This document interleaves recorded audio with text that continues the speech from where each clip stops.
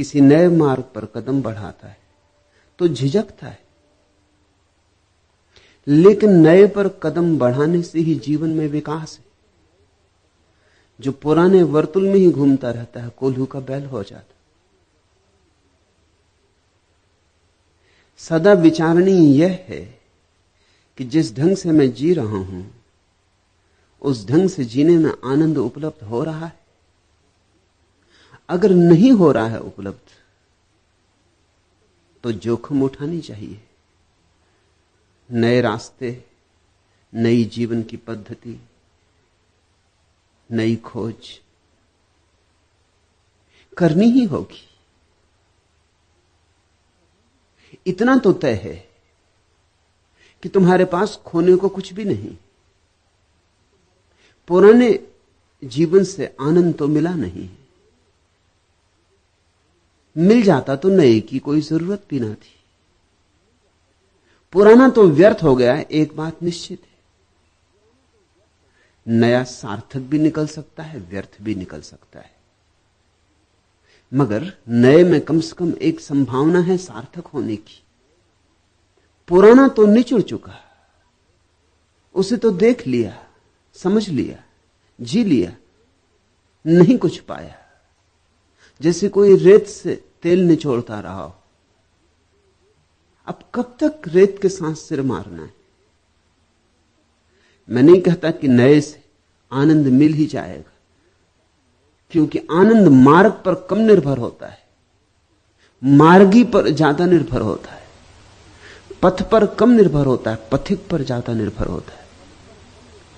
इसलिए असली बदलाहट पथ की नहीं होती, असली बदलाहट तो पथिक की होती, मगर पथ की बदलाहट से शुरुआत होती। तुम बाहर हो, इसलिए बाहर से ही रूपांतरण शुरू करना होगा। बाहर की बदलने की हिम्मत जुटाओ तो भीतर बदलने की हिम्मत भी सघन होगी। और अगर थोड़ी बूंदें पड़ने लगी आनंद की तो उमंग और उत्साह से नए का अन्वेषण शुरू हो जाएगा। मगर एक बात तो तय है कि तुम्हारे पास खोने को कुछ भी नहीं, इसलिए व्यर्थ चिंता मत लो। मिला क्या है पुराने को पकड़े रखने से? तो खो भी कुछ ना जाएगा। और जब खोने को कुछ नहीं है तो डर क्या है? या तो कुछ मिलेगा, ज्यादा से ज्यादा यही होगा कि नए से भी नहीं मिलेगा, तो फिर और नए को खोजेंगे। हमेशा ध्यान इसका करो कि जिस ढंग से हम जिए हैं, जो हम अब तक सोचे हैं, विचारे हैं, उससे कुछ मिला है या नहीं, विचार उसका करो। भविष्य का विचार मत करो कि क्या मिलेगा क्या नहीं मिलेगा, क्योंकि भविष्य तो अज्ञात है, संन्यास तो अपरिचित है। प्रयोग में उतरने से ही पता चलेगा। स्वाद लोगे तो ही पता चलेगा। स्वाद के पहले कैसे तय करोगे कि स्वादिष्ट है वस्तु या नहीं? किसी पे भरोसा करना होगा, किसी ने जिसने स्वाद लिया हो। यहां तुम आती हो चंद्ररेखा, मैंने स्वाद लिया है, मैं तुम्हें कहता हूं आओ बढ़ो। और यहां बहुत हैं जो मस्त हो रहे हैं, डूब रहे हैं। उनकी मस्ती और डुबकी देखकर ही तो तुम्हारे मन में भी सन्यास का भाव उठता है। नहीं तो सन्यास का भाव क्यों उठे? तुम्हारा हृदय आंदोलित हो रहा है, सिर्फ तुम्हारा मस्तिष्क बाधा डाल रहा है। मस्तिष्क सदा ही रूढ़िवादी होता है, हृदय सदा नए के साथ जाने को आतुर होता है, और मस्तिष्क सदा पुराने के साथ बंधा रहने के लिए तैयार। मस्तिष्क के पास अतीत के अतिरिक्त कुछ भी नहीं। मस्तिष्क के पास जो भी है स्मृति की संपदा है, वह सब अतीत है। मस्तिष्क का भविष्य होता ही नहीं। कोई भी चीज मस्तिष्क का हिस्सा बनती है जब अतीत हो जाती, जब तुम्हारा अनुभव हो जाता तब मस्तिष्क का हिस्सा बनता है। मस्तिष्क जीता है अतीत में, मुर्दा में, इसलिए मस्तिष्क डरता है भविष्य में जाने में। हृदय सदा तैयार है छलांग लेने को। तुम्हारा हृदय तो उत्साह से भरा है, तुम्हारा हृदय तो उठा लेना चाहता है कदम। मस्तिष्क चालाकियां बरत रहा है, मस्तिष्क कहता है ठहरो, सोचो, पहले निर्णय करो, कहीं ऐसा ना हो कि जाओ भी नए पथ पर और कुछ ना मिले, कहीं ऐसा ना हो कि बीच से लौटाना पड़े,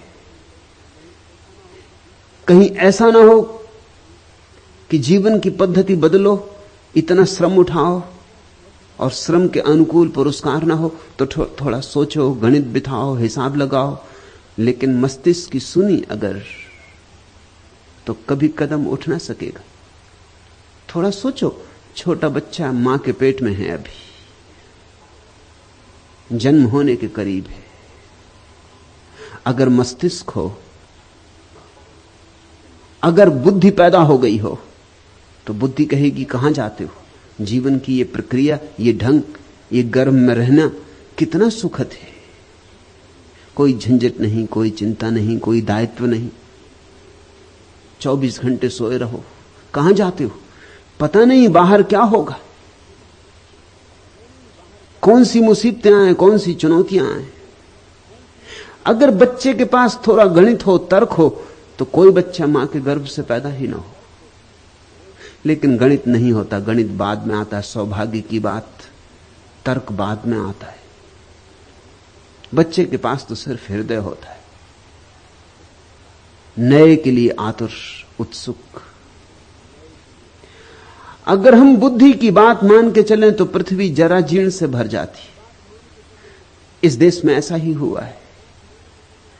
लोगों ने अतिशय बौद्धिकता के साथ अपने गठबंधन बना लिए, इसलिए यह देश जरा जीर्ण हो गया है।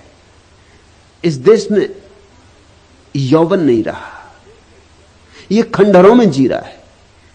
यह अब भी अतीत के ही गुणगान करता है। इसके पास कोई उमंग नहीं है नए के लिए। यह गिर गए पीले पत्तों की प्रशंसा करता है, नई जो कौपलें खिलती हैं उनकी तरफ पीठ फेर लेता है।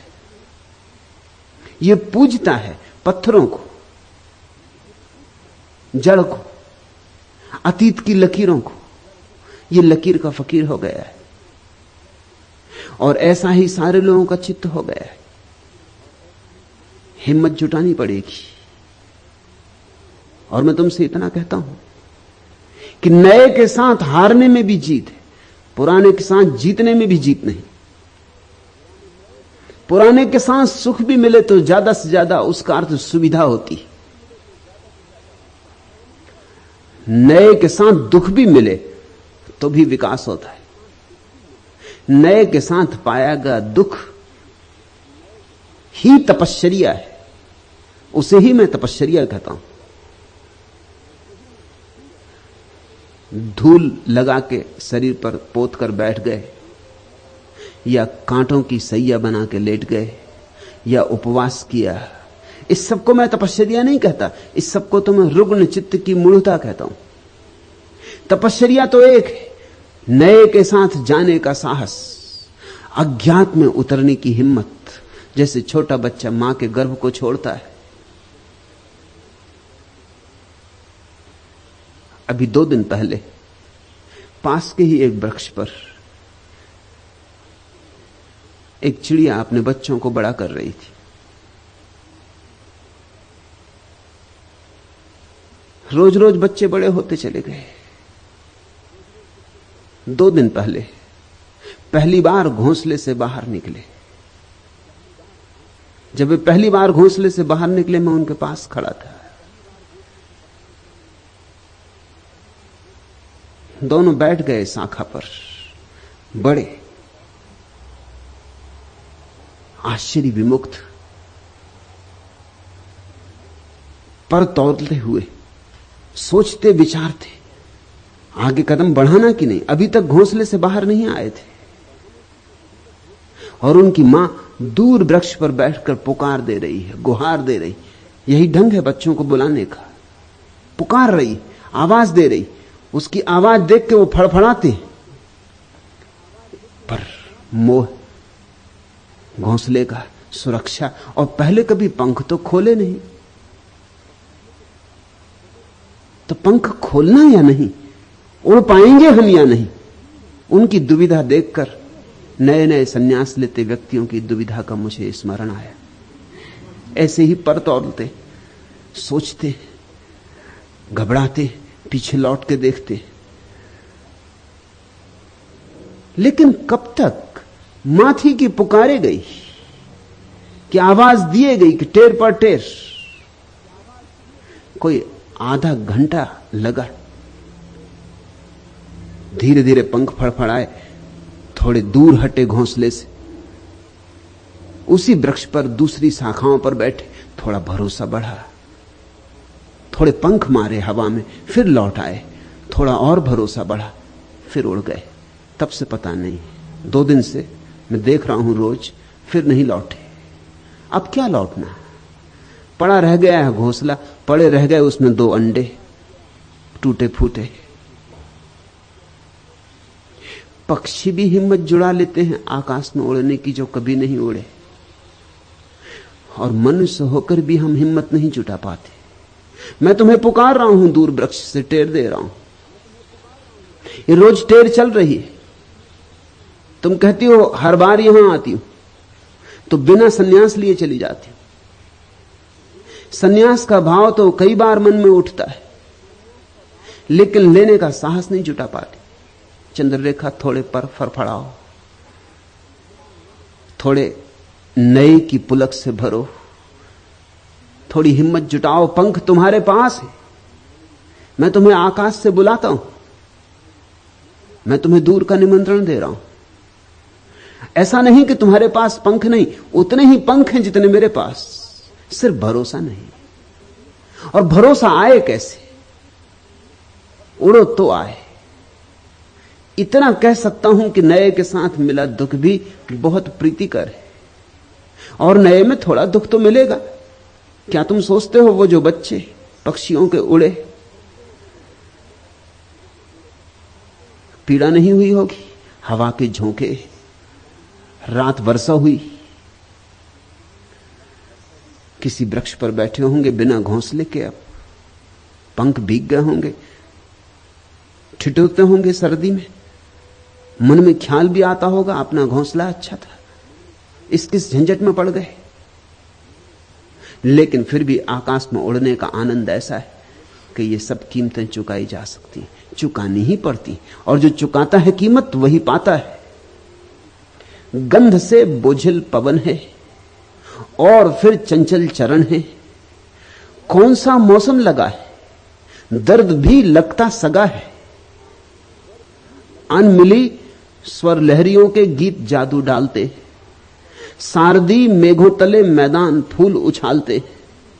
आज तो बस में नमन है, गीत से भीगा गगन है, प्राण को किसने ठगा है, दर्द भी लगता सगा है।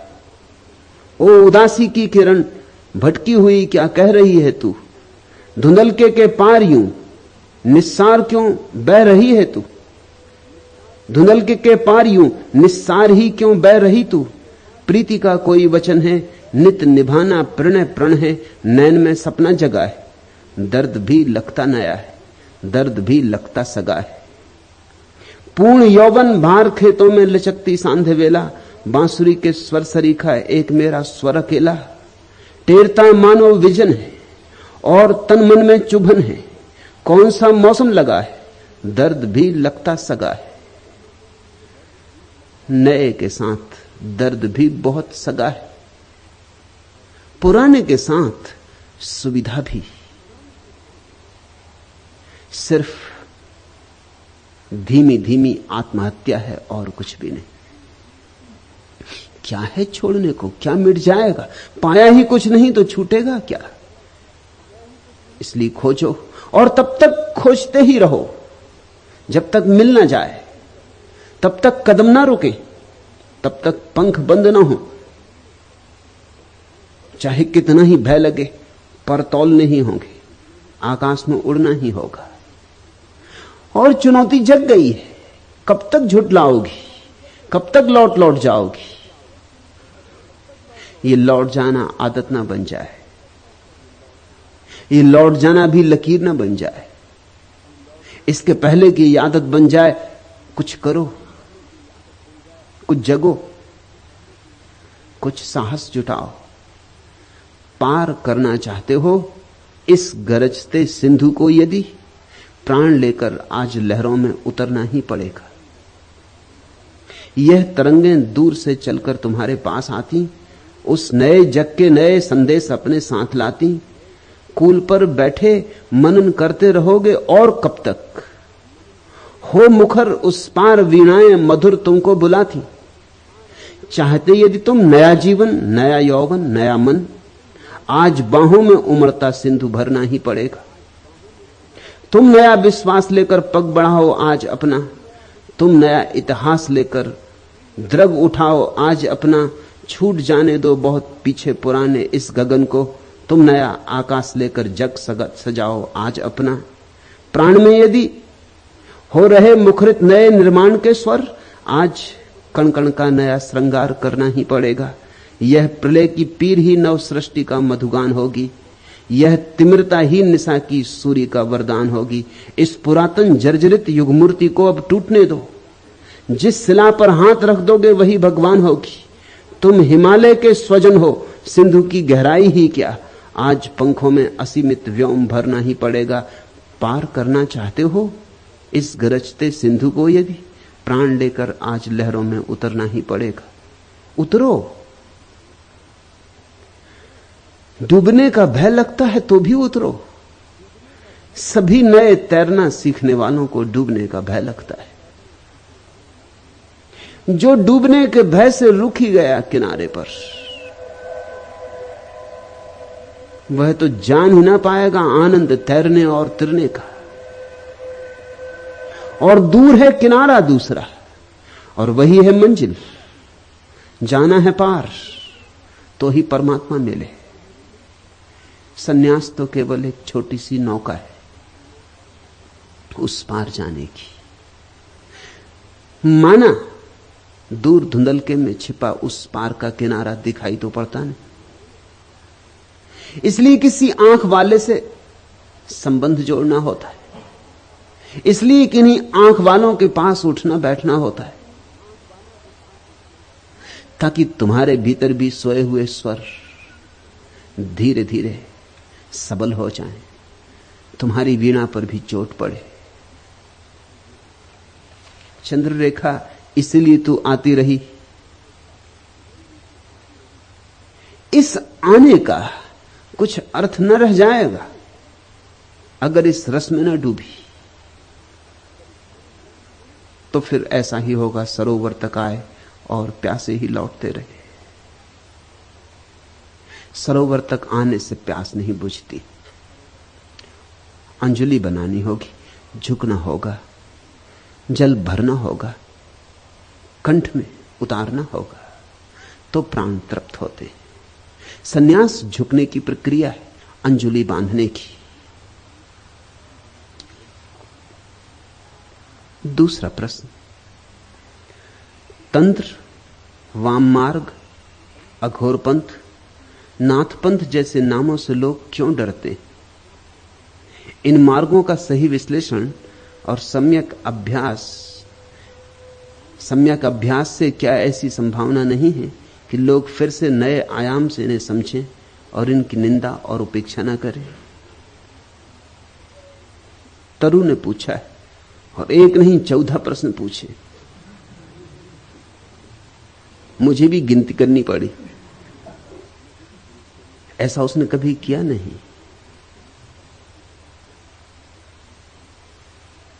गोरख से कुछ संबंध रहा है। कोई सोई स्मृति जग गई, कोई झरना फूट पड़ा।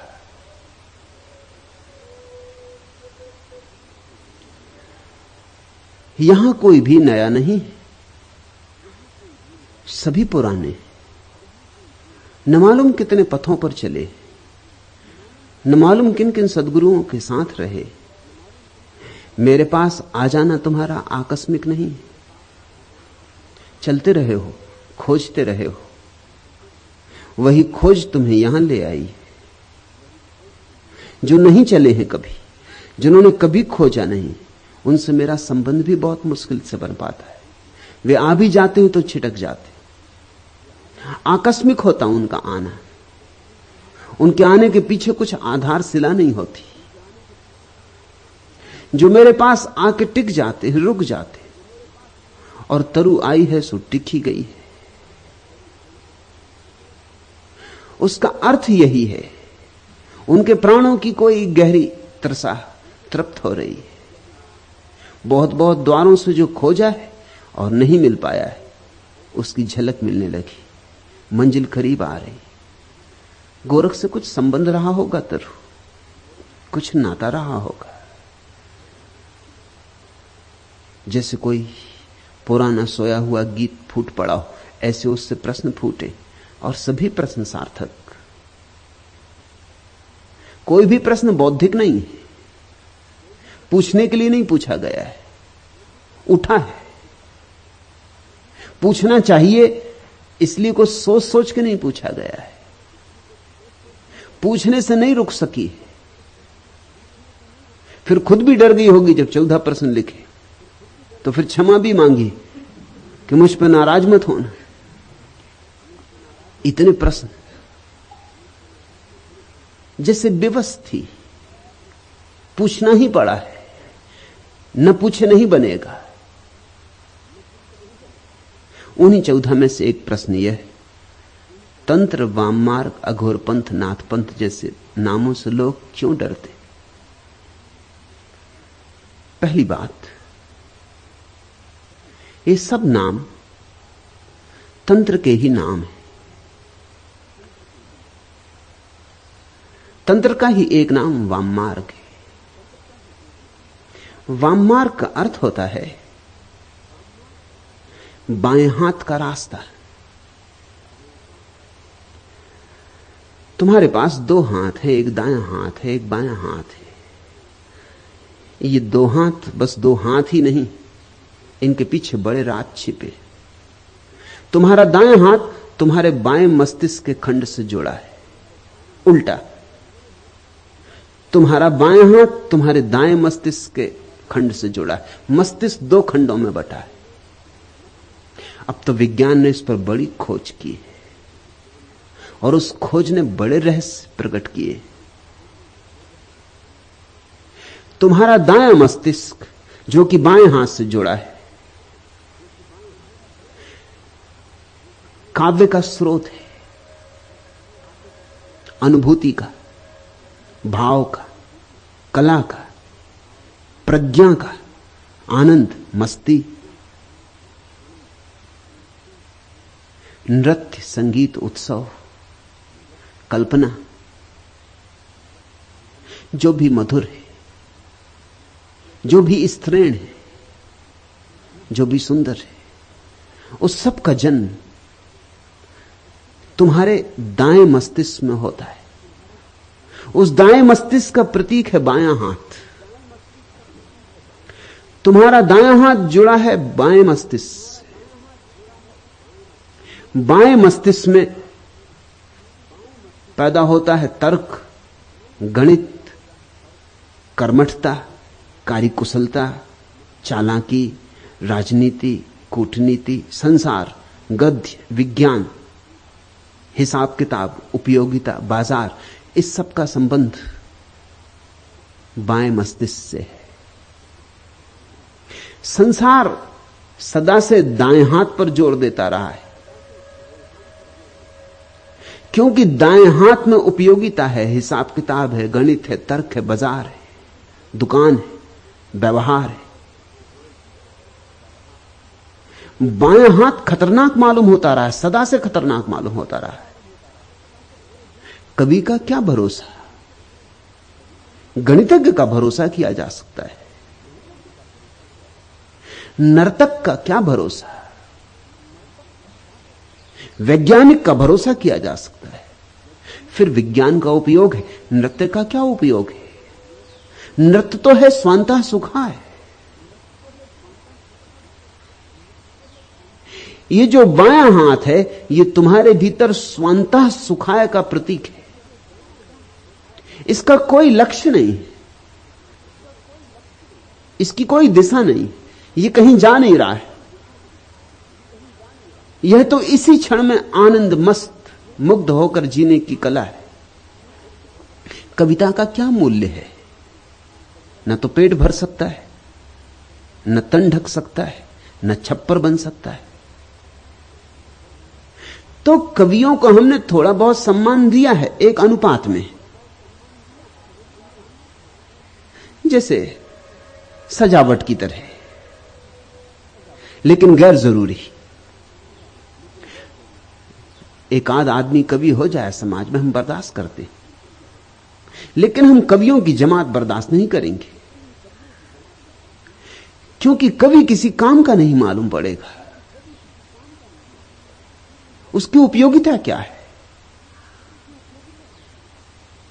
किसी ने पिकासो को पूछा कि तुम्हारे चित्रों की उपयोगिता क्या है?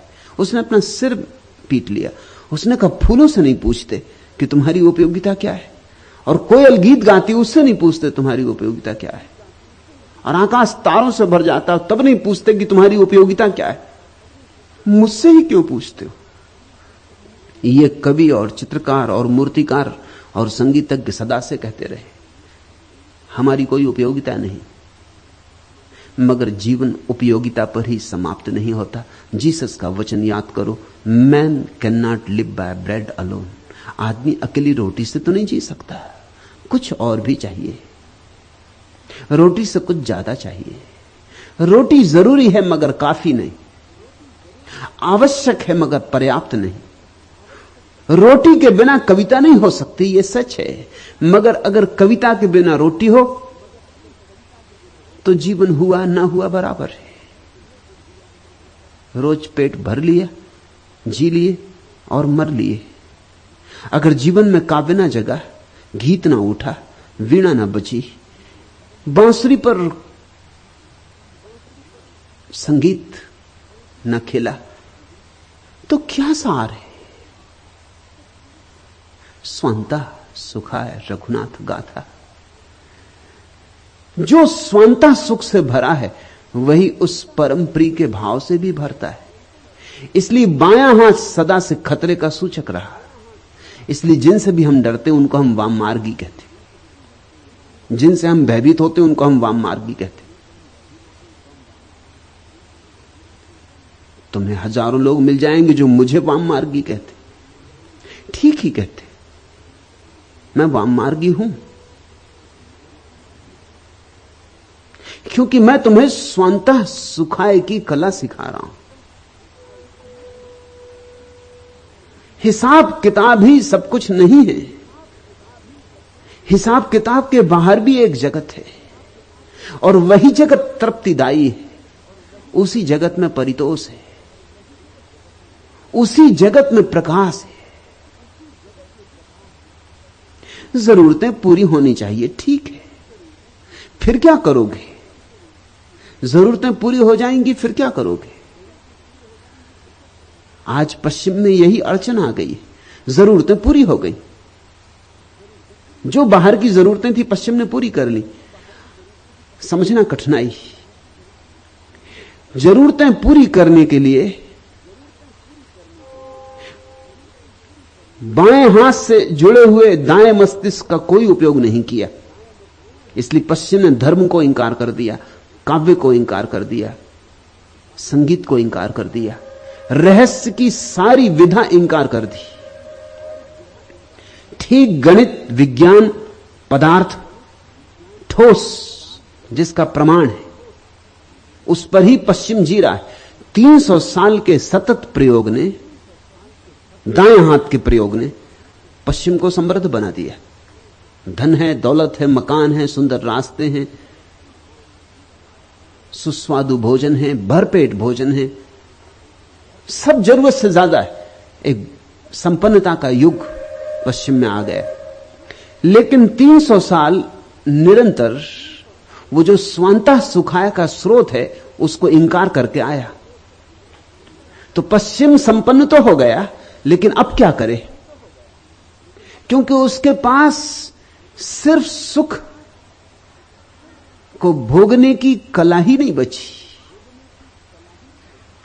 पश्चिम किम कर्तव्य विमूढ़ है। अब कहां जाएं? अब क्या करें? काम का जगत जो हो सकता था हो चुका।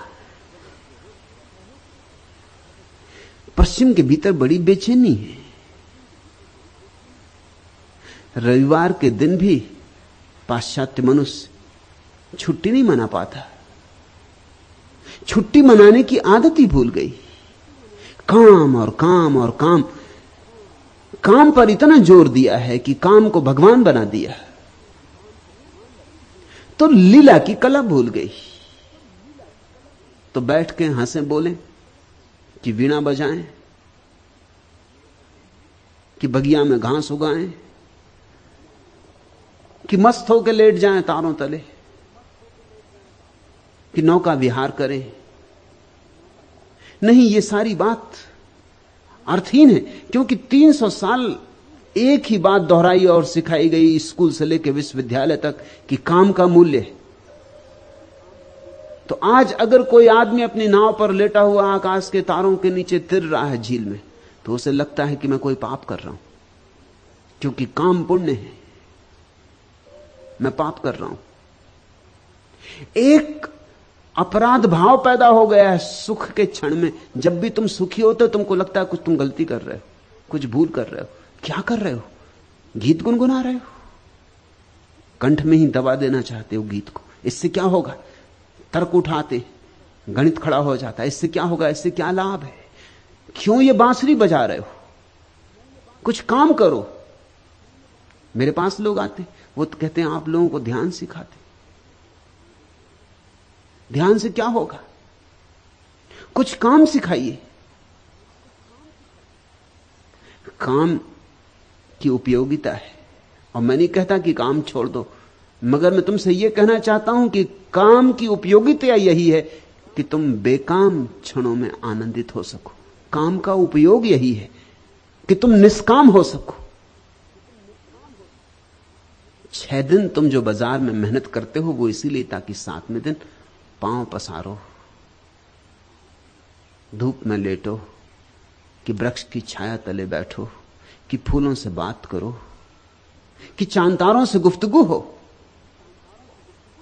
कि मस्ती के गीत गाओ, कि पैरों में घूंघर बांधो और नाचो।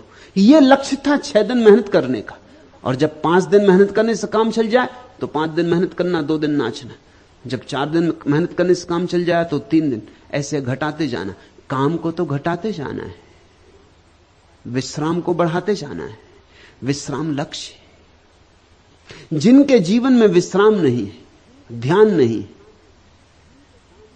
उनके जीवन में विक्षिप्तता आनी शुरू हो जाती। जैसे ही काम पूरा हुआ उनकी समझ में नहीं आता आप क्या करें। अगर पश्चिम में बहुत लोग पागल हो रहे हैं तो उसका कारण है काम के दिन तो समाप्त हो गए, काम पूरा हो गया, काम को ही जीवन समझा। अब जीवन समझ में नहीं आता कि और जीवन क्या हो सकता है। बहुत लोग आत्महत्या कर रहे हैं, उसका कारण भी वही है। क्या सार है अब जीने का? अब धन को जोड़ जोड़ के इकट्ठा कर लिया, अब कितना जोड़ते जाएं? ये भूल ही गए कि धन किस लिए जोड़ते थे। धन जोड़ते थे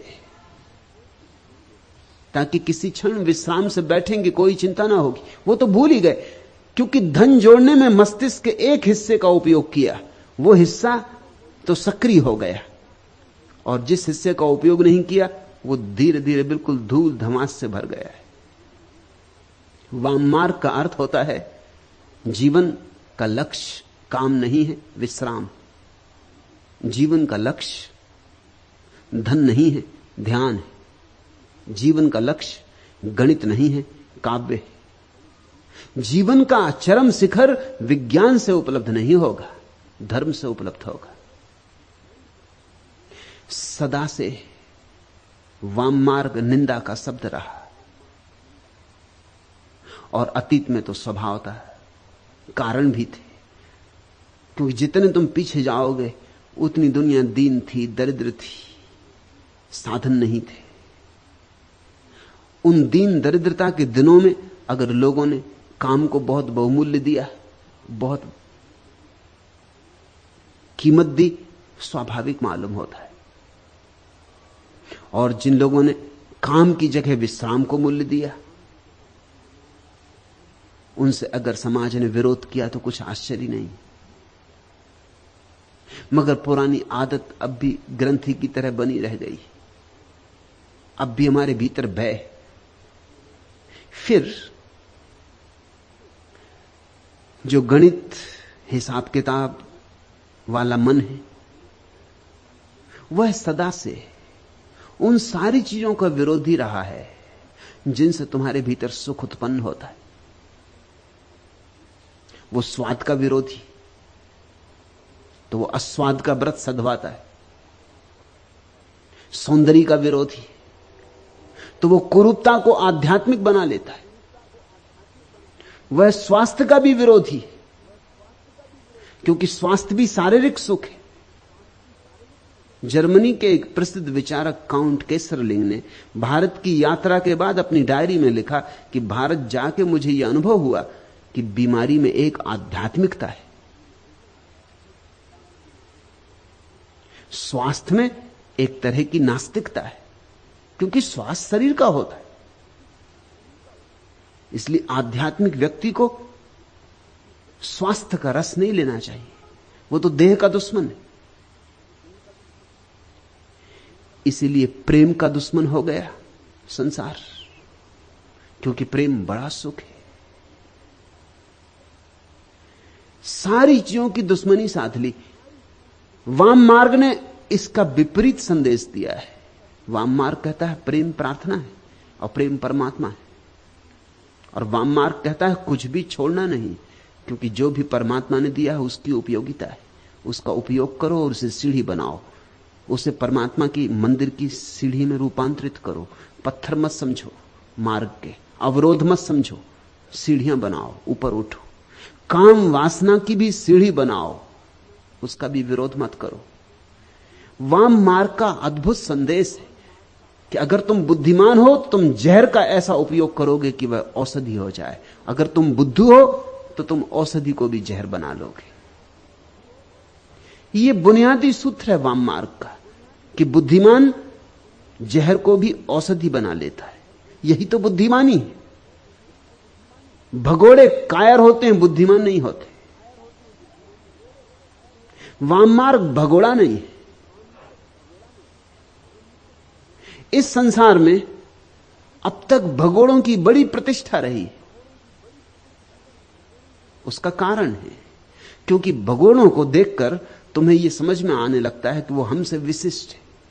तुम धन के पीछे पागल हो और एक आदमी ने लात मार दी धन को और जंगल चला गया, तुम तत्क्षण प्रभावित हो जाते हो। तुम प्रभावित इसलिए हो जाते हो कि मेरा इतना धन में मोह है और इस आदमी में जरूर कुछ गरिमा है, इसने लात मार दी।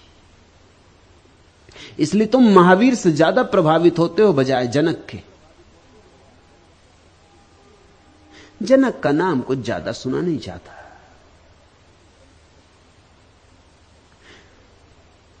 तुम बुद्ध से ज्यादा प्रभावित हो जाते हो क्योंकि वो राजमहल छोड़ के जाते।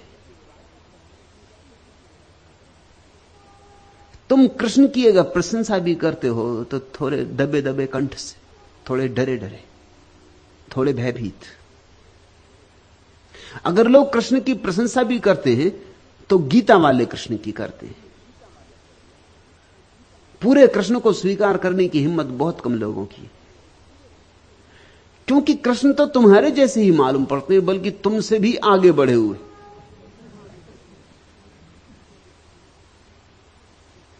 तुम किसी तरह अपने को समझा लेते हो कि चलो वे भगवान थे,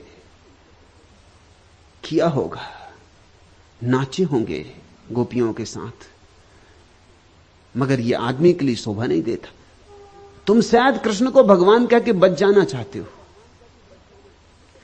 तुम एक बहाना खोजते हो। तुम्हारा चित्त तो गड़बड़ होने लगता है, तुम्हें बेचैनी होने लगती। मैं एक घर में मेहमान था, एक हिंदू परिवार में।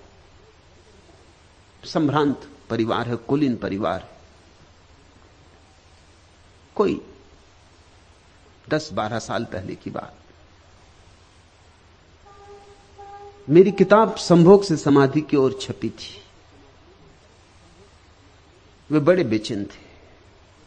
उन्होंने मुझसे कहा कि आप नाम कम से कम कोई और रखते थे।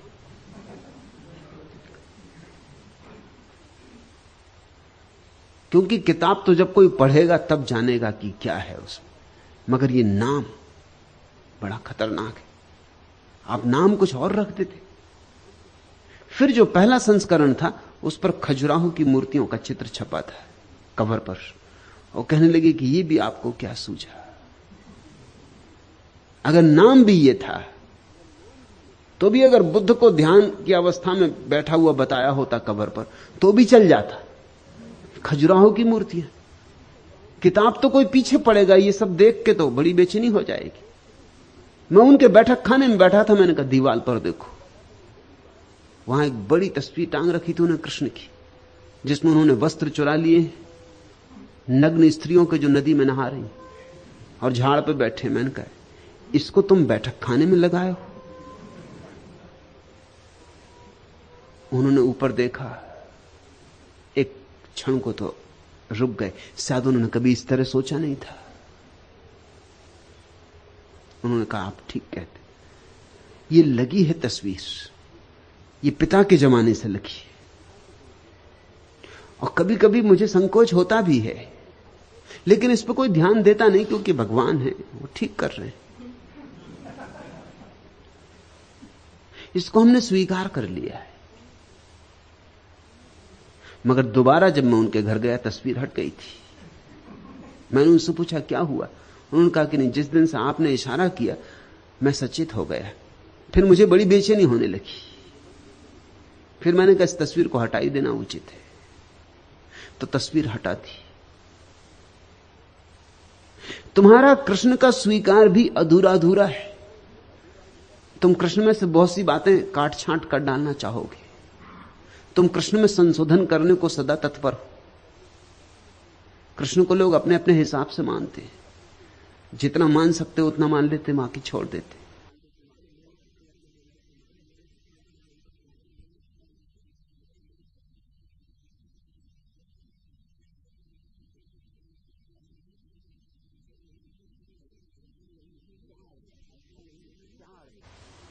क्या अड़चन है? अड़चन यही है कि महावीर तो तुम्हें साफ अपने से विपरीत जाते मालूम पड़ते। तुम सम्मान दे सकते हो क्योंकि तुम्हें मालूम अपने लोभ का, अपने काम का, अपने क्रोध का, अपनी लिप्सा का तुम्हें पता है, और ये उसको छोड़ के जा रहे हैं, विशिष्ट हैं, अब कोई प्रमाण की जरूरत नहीं। लेकिन कृष्ण ये वहीं खड़े, उसी संसार में जहां तुम खड़े हो। कृष्ण को पहचानने के लिए बड़ी गहरी आंख चाहिए। महावीर को पहचानना अंधे के भी बस की बात है, कोई अड़चन नहीं। अंधा भी पहचान लेगा कि ठीक सब छोड़ के चले गए, लेकिन कृष्ण को पहचानने के लिए तो जब तक भीतर की आंख न खुली हो तब तक पहचान मुश्किल है, क्योंकि वो वहीं खड़े। भेद तो कुछ भी नहीं, ऊपर से भेद नहीं है, भीतर से भेद है।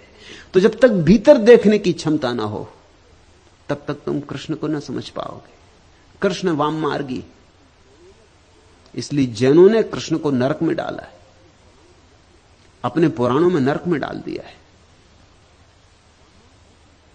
वाम मार्गी, और क्या वाम मार्ग होगा?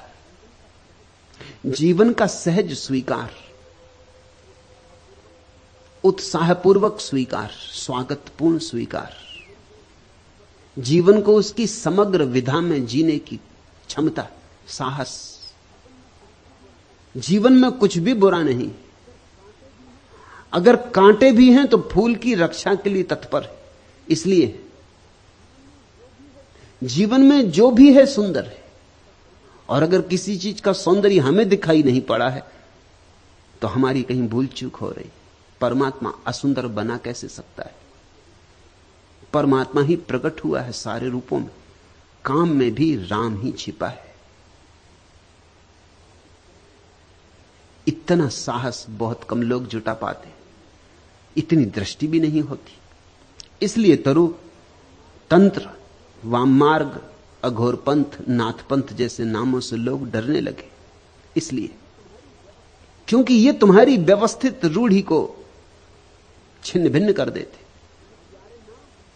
ये प्यारे नाम गालियां बन गए। किसी को वाममार्गी लोग कह देते हैं, बस खत्म हो गया मामला। फला आदमी वाममार्गी, मतलब तुमने उसका खंडन कर दिया, और खंडन करने की जरूरत नहीं। अब वो क्या कहता है, क्यों कहता है, इस तर्क और विस्तार में जाने का प्रयोजन नहीं। वाम मार्ग का लेबल लगा दिया, वो आदमी खत्म हो गए। अघोर पंथ, अघोर जैसा प्यारा शब्द गाली बन गया। किसी को अघोरी कह तो वो लड़ने को तैयार हो जाता। लोग अघोरी कहते ही किसी को तभी जब उनको गाली देनी होती। अघोर शब्द का अर्थ समझते हो? अघोर का अर्थ होता है सरल। किसी को घोरी कहो तो गाली हो सकती। घोर का अर्थ होता है जटिल।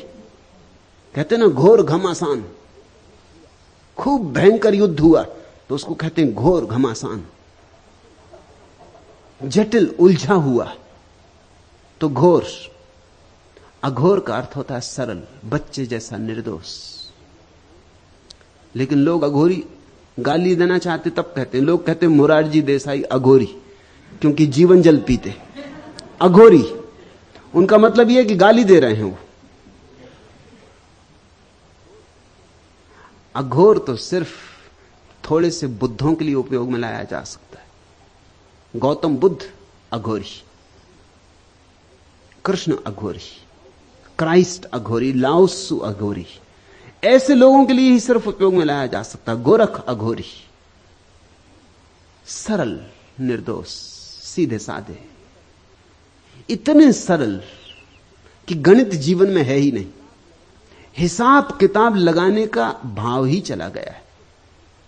तुम तो जिसको धार्मिक कहते हो वो भी हिसाब किताब लगाता है। वो देखता है कि इतने उपवास करूं तो स्वर्ग मिलेगा, इतने व्रत रखूं तो स्वर्ग मिलेगा, इतना दान करूं तो स्वर्ग मिलेगा। ये सब हिसाब किताब है। इस दान में भी बाजार है, इस दान में भी व्यवसाय है, सौदा है। इस पुण्य में भी छिपा हुआ पाप है। अघोरी का अर्थ होता है सरल सीधा, जिसके जीवन से हिसाब किताब समाप्ति हो गया, जो बच्चों की भांति जीता है। यह तो परम अवस्था है, परमहंस अवस्था है अघोर। मगर ये गालियां बन गई दुर्भाग्य से। नाथ पंथ, गोरखनाथ और उनके गुरु मच्छिंद्र नाथ के कारण तंत्र की यह शाखा नाथ पंथ कहलाने लगी। भाव बड़ा प्यारा है। नाथ का अर्थ होता है मालिक, जिसको सूफी कहते हैं या मालिक। सब उसका है, मालिक का है। हम भी मालिक के, संसार भी उसका, सब उसका। जैसी उसकी मर्जी वैसे जिएंगे, जैसा जिलाएगा वैसे जिएंगे। हम अपनी संकल्प को आरोपित ना करेंगे, हम चेष्टा से ना जिएंगे। हम ऐसे बहेंगे जैसे कोई नदी की धार में बह जाए, हम तैरेंगे नहीं। यह भाव है। उस मालिक के रहते हम अपना संकल्प क्यों बीच में लाएं? हमारा संकल्प आया कि अहंकार आया, अहंकार आया कि हम भटके, तो हम तो बिना अहंकार के जिएंगे। उसकी जैसी मर्जी। जैसे सूखा पत्ता हवा में उड़ता, पश्चिम जाए कि पूरब, दक्षिण जाए कि उत्तर, उसे कोई चिंता नहीं। हवा जहां ले जाए, लड़ता नहीं, प्रतिरोध नहीं करता, संघर्ष नहीं करता कि मैं तो पश्चिम जाऊंगा, कि मुझे पूरब नहीं जाना, मुझे क्यों पूरब लिए जा रहे हो। नहीं, पत्ते की क्या मर्जी। ऐसा जो हो जाए तो समझना कि नाथपंथी। ऐसे ही रहे गोरख, इस सहज मर्जी से रहे, इस सरलता से रहे। मगर लोग अहंकार से जीते। इस जगत में अधिकतम लोगों के जीवन की भाषा अहंकार की भाषा है। स्वभावतः इतने सरल लोग उन्हें बर्दाश्त नहीं होंगे। उन्हें तो लगेगा बड़ा खतरा पैदा हो गया। इतनी सरलता से लोग जीने लगेंगे, उनको लगता तो फिर नीति का क्या होगा। अनीति ही अनीति फैल जाएगी, जैसे अभी नीति है। ये बड़े मजे की बातें, लोग इस तरह की बातें करते हैं जैसे कि अभी नीति है फिर अनीति फैल जाएगी। कहां है नीति? कैसी नीति? नीति के नाम पर पाखंड है, थोथे मुखौटे लगाए लोग बैठे, झूठे मुखौटे लगाए लोग बैठे। नीति कहां है? लेकिन लोग समझते हैं कि अगर सब लोग सरल होने लगे, सहज जीने लगे, स्वाभाविक होने लगे और कहा कि जैसी परमात्मा की मर्जी, तो फिर नीति खंडित हो जाएगी। बात उल्टी ही है। लोग संकल्प से जी जी के अनैतिक हो गए। मनुष्य से ज्यादा अनैतिक और कौन है इस पृथ्वी पर? मनुष्य से ज्यादा हिंसक और कौन है इस पृथ्वी पर? मनुष्य से ज्यादा संघातक और कौन है इस पृथ्वी पर? पशु पक्षी कम से कम अपनी जाति के लोगों को मार के नहीं खाते। कोई सिंह सिंह को मार के नहीं खाता, कोई बाज बाज को नहीं हमला करता। आदमी अकेला पशु है इस पूरी पृथ्वी पर जो स्वयं की जाति में ही मार काट करता है, और थोड़ी बहुत नहीं, लाखों की, करोड़ों की। हत्या करने में ऐसा रस और बड़ा मजा है। इसको भी नैतिक जामा पहना दिया जाता है। इसको कहते हैं जिहाद। धर्मयुद्ध हो रहा है, धर्मयुद्ध हो रहा तो फिर मारो, फिर कोई हर्जा नहीं। जितने मारे उतना ही लाभ है, जितने मारे उतना स्वर्ग निश्चित है। लोग जिहाद कर रहे हैं, धर्मयुद्ध कर रहे हैं सदियों से, एक दूसरे को काट रहे हैं परमात्मा के नाम पर। काटना है उन्हें, नाम कोई भी हो। कभी राजनीति के नाम पर काटते, कभी धर्म के नाम पर काटते, कभी सिद्धांत के नाम पर, कभी शास्त्र के नाम पर। ये सब बहाने। काटना लक्ष्य है, बिना काटे मन नहीं मानता। ये कैसा मनुष्य हमने पैदा किया है? ये कैसा रुग्ण चित्त मनुष्य हमने पैदा किया है? काम वासना से जल रहे हैं लोग। उनके भीतर काम वासना के सिवाय और कुछ भी नहीं भरा है, दबा दबा के बैठ गए। इसलिए जब भी कोई कहता है काम वासना को सहजता से स्वीकार करो, वह भी प्रभु की देन है, तो उनके भीतर बहुत घबराहट हो जाती, क्योंकि वो जानते अगर उन्होंने सहजता से स्वीकार किया तो सब गड़बड़ हो जाएगा। वो इतना दबा के बैठ गए हैं कि करीब करीब एक ज्वालामुखी उनके नीचे जल रहा है। अब वो सहजता से कैसे स्वीकार करें? ऐसा ही समझो कि कोई आदमी जिंदगी भर उपवास करता रहा है, भूखा मरता रहा है, और तुम उससे कहो कि भाई भूख को सहज स्वीकार करो, जब भूख लगे तो भोजन कर लो, एकदम घबरा जाएगा। वो कहेगा अगर मैंने सहजता से स्वीकार किया तो मैं चौके से कभी बाहर निकलूंगा ही नहीं, क्योंकि मैं जानता हूं अपने को कि 24 घंटे में भोजन की ही सोचता हूं। उपवासी आदमी सोचते ही 24 घंटे भोजन की, तो फिर तो मैं निकल ही ना सकूंगा चौके से, फिर तो मुझे वहीं बैठा रहना पड़ेगा। हालांकि तुम हैरान होगे कि ये क्या कह रहे हो तुम। जो लोग भोजन करते हैं वो चौके में नहीं बैठे रहते 24 घंटे, मगर तुम उस आदमी की बात भी समझो, वो भी बेचारा ठीक कह रहा है। वो 24 घंटे भोजन की ही सोचता है। उपवास करने वाला सोचते ही भोजन की है। इसलिए मेरे जैसे व्यक्ति जब जीवन को सरल करने की बात करते हैं तो बड़ी बेचैनी फैल जाती, बड़ी घबराहट फैल जाती। यहां दमित प्रकार के लोग कभी कभी आ जाते, उनको बहुत घबराहट हो जाती, क्योंकि वो जानते अगर मैं जो कह रहा हूं वह ठीक है तो उनके भीतर दबे हुए रोग एकदम से प्रकट हो जाएंगे। जिंदगी भर दबाए रोग एकदम से प्रकट हो जाएंगे, वो विक्षिप्त हो जाएंगे, वो नहीं बर्दाश्त कर सकेंगे। इस घबराहट से बचने के लिए वो मेरे विपरीत हो जाते, मेरे विरोधी हो जाते। मेरे विरोधी होने में कारण मैं जो कह रहा हूं उसका सत्य इतना खतरनाक उन्हें मालूम होता है। खतरनाक इसलिए नहीं मालूम होता कि सत्य खतरनाक है, खतरनाक इसलिए मालूम होता है कि अब तक वे इतने असत्य में जिए, और अब उस असत्य को छोड़ने में बड़ी मुश्किल मालूम होती, और वो छूटेगा तो जीवन भर का जो बांध था वो टूट जाएगा। उनके जीवन में संयम नहीं है, संयम का सिर्फ थोथा आग्रह। जो आदमी वस्तुतः संयमी है, जिसने वस्तुतः जागृत होकर सम्यक रूपेण अपनी काम वासना का अतिक्रमण किया है, उसे कुछ भी अंतर ना पड़ेगा। उसे मेरी बात में जरा भी कुछ विरोध ना दिखाई पड़ेगा। जिसको मेरी बात में विरोध दिखाई पड़ता है वो केवल खबर दे रहा है अपने रुग्ण चित्त की, मगर वो सोचता है कि वो मेरे खिलाफ कुछ कह रहा है। फ्रायड के खिलाफ बड़ा प्रचार हुआ सारी दुनिया में, लेकिन फ्रायड जीवन के सीधे साधे सत्यों की बात कर रहा था। फ्रायड वाममार्गी, फ्रायड ने दबाए हुए मनोवेगों को पुनः गतिमान करो, इसका संदेश दिया। सारी दुनिया में विरोध हुआ, सारे धर्मों ने विरोध किया। विरोध इसलिए किया कि तुम्हारे नीचे की जमीन खिसक गई, तुम सब गलत हो जाओगे अगर फ्रायड सही है।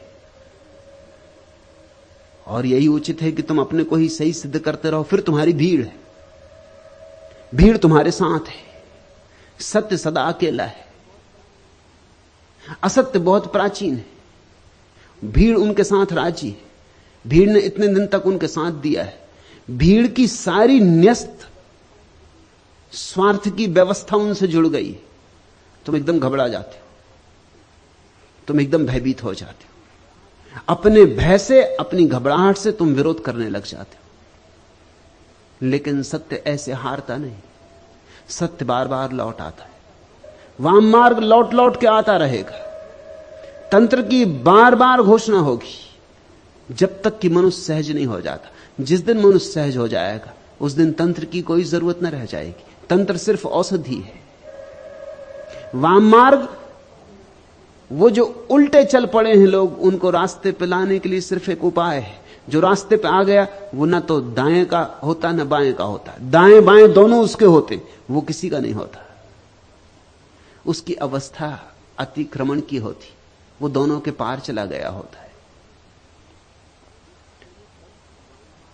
पूछा तूने तंत्र, वाम मार्ग, अघोर पंथ, नाथ पंथ जैसे नामों से लोग क्यों डरते? डरने का कारण है तुम इतनी बारूद लिए बैठे हो अपने भीतर की, जरा सी चिंगारी सत्य की जाएगी विस्फोट हो जाएगा। तुम चिंगारी से डरोगे नहीं तो क्या करोगे? जब तुम अपनी बारूद को गिराने को राजी हो जाओगे तब तुम्हें चिंगारी से कोई भय न रह जाएगा। तुम डरते उसी बात से हो जिस बात से तुम्हारे भीतर बेचैनी पैदा होती, और सत्य बड़ा बेचैन करता है। अगर असत्य के साथ आग्रह पूर्वक संबंध बना लिए हो, अगर असत्य के साथ भांवर डाल ली है, तो सत्य बहुत बेचैन करता है। मुल्ला नसरुद्दीन की शादी हुई तो जैसा मुसलमानों में रिवाज है, सुहागरात पत्नी ने मुल्ला के सामने अपना घूंघट उठाया, बुर्का उठाया। मुल्ला ने पहले दफे पत्नी देखी, पहले तो देखी नहीं थी, एकदम निराश होकर रह गया। इससे ज्यादा बदशक्ल स्त्री उसने जीवन में देखी नहीं थी। रिवाज के अनुसार पत्नी ने पूछा कि मैं किस किस के सामने बुर्का उघाड़ सकती हूं? तो मुल्ला ने कहा तू किसी के सामने उघाड़, बस मेरे सामने मत उघाड़। दुनिया भर के सामने उघाड़, तुझे जिसके सामने उघाड़ना हो उघाड़, मेरे सामने भर मत उघाड़ना। अब ये बुर्का पड़ा ही रहे तो अच्छा। ये जो कुरूपता है इससे घबराहट पैदा होती। तुम अपने पर बुर्का डाले हो, तुम उघाड़ते नहीं। जो भी तुम्हारे बुर्के उघाड़ देता है, तुम्हारी गंदगी दिखा देता है, उससे ही तुम नाराज हो जाते हो। जो भी तुम्हारे भीतर का कूड़ा करकट दिखा देता है, उससे ही तुम नाराज हो जाते हो। और सदगुरु को दिखाना ही होगा तुम्हारे भीतर का कूड़ा करकट, क्योंकि देखोगे नहीं तो उससे मुक्त कैसे होगे? तुम्हारे भीतर की व्यर्थता जो तुम संग्रहित करके बैठे हो, जिसकी छाती पे सवार हो, अगर उससे तुम्हारा छुटकारा ना होगा तो तुम उसी में डूबोगे, उसी में डूबोगे। वही तुम्हें डुबाने का कारण हो जाए। तुमने छाती पे पत्थर बांध रखे, उन पत्थरों को हटाना ही होगा। हालांकि तुम सोचते हो वो पारस पत्थर है, वही तुम्हें डुबा रहे हैं। जब भी सत्य की नवीन उद्घोषणा होती है तो असत्य ने जो इतने जाल फैला रखे, सब तरफ बेचैनी की लहर हो जाती। सत्य की गर्दन काट दो, सत्य को जहर पिला दो, सत्य की वाणी बंद कर दो, इसकी सब तरह की चेष्टाएं शुरू हो जाती। और इसमें नाराज होने की कोई बात नहीं, यह बिल्कुल स्वाभाविक है। करुणा की ही बात है, दया की ही बात है। बुद्ध ने अपने शिष्यों को कहा था कि तुम जिन लोगों को समझाने जाओगे वही तुम्हें मारेंगे, तुम अनुकंपा से सत्य देने जाओगे वही तुम पर पत्थर फेंकेंगे। तो नाराज मत होना, उनकी भी मजबूरी है, वे भी क्या करें। सदियों सदियों तक उन्होंने जो सत्य माना था तुम उसे तोड़ने आ गए, तुम उनका भवन हिलाने लगे, इसी भवन को उन्होंने अपनी सुरक्षा समझा था, तुम उनकी दीवारें गिराने लगे, तुम उनके बुरके उठा के उनकी कुरूपता दिखाने लगे, वो नाराज होंगे। एक शिष्य जाता था पूर्ण यात्रा पर बुद्ध का संदेश लेकर। बुद्ध ने पूछा तू कहां जाएगा? बिहार का एक हिस्सा था सूखा। उसने कहा कि सूखा अब तक कोई भिक्षु नहीं गया, मैं वहां जाऊंगा। बुद्ध ने कहा वहां तू न जा तो अच्छा, उस इलाके के लोग बड़े खतरनाक हैं, इसलिए अब तक कोई भिक्षु वहां गया नहीं। वे तुझे गालियां देंगे तो तुझे क्या होगा? तो पूर्ण ने कहा वो मुझे गालियां देंगे तो मैं अपने को धन्यभागी समझूंगा कि सिर्फ गालियां देते हैं, मारते नहीं। बुद्ध ने कहा और अगर उन्होंने तुझे मारा फिर तुझे क्या होगा पूर्ण? तो पूर्ण ने कहा कि मैं धन्यभागी समझूंगा अपने को कि मारते ही हैं, मार नहीं डालते हैं। बुद्ध ने कहा एक सवाल और, अगर वो मार ही डालें तो मरते मरते तुझे क्या होगा? तो पूर्ण ने कहा कि और क्या होगा, यही कि कितने भले लोग हैं कि उस देश से छुटकारा दिला दिया जिस देश में रहता तो शायद कोई भूल चूक हो जाती, अब भूल चूक ना हो सकेगी। उस देश से छुटकारा दिला दिया जिसमें रहता तो शायद कहीं पैर गलत रास्तों पर पड़ जाते, कुछ से कुछ हो जाता, भटक जाता। उस देश से छुटकारा दिला दिया, उनके प्रति अनुकंपा से भरा हुआ मरूंगा, उनके प्रति कृतज्ञता से भरा हुआ मरूंगा। बुद्ध ने कहा फिर तू जा, फिर तू कहीं भी जा, तू जहां भी जाएगा वहीं तू मित्र पाएगा, क्योंकि तुझे अब शत्रु दिखाई नहीं पड़ सकता। नहीं दिखाई पड़ने से शत्रु नहीं हो जाता ऐसा नहीं है, मगर जिसको शत्रु दिखाई पड़ना बंद हो जाता है वही सत्य की उद्घोषणा कर सकता है। शत्रु तो होंगे पैदा, तत्क्षण पैदा हो जाएंगे। सत्य के शत्रु निरंतर पैदा होते। हमारी इतनी समझ कहां कि हम सत्य को पचा पाएं, इतनी छाती कहां हमारी बड़ी कि हम सत्य को अपने भीतर समाविष्ट करें, अपने भीतर मेहमान बन जाने दें। हम आतिथ्य बने सत्य के, सत्य अतिथि बने, इसकी हमारी पात्रता कहां? इसलिए निरंतर यह होता रहा, निंदा होती रही, उपेक्षा होती रही, मगर सत्य अपनी उद्घोषणा बार बार करता रहा है। और मैं तुमसे कहता हूं कि सत्य आता है मस्तिष्क के दाएं हिस्से से जो बाएं हाथ से जुड़ा है।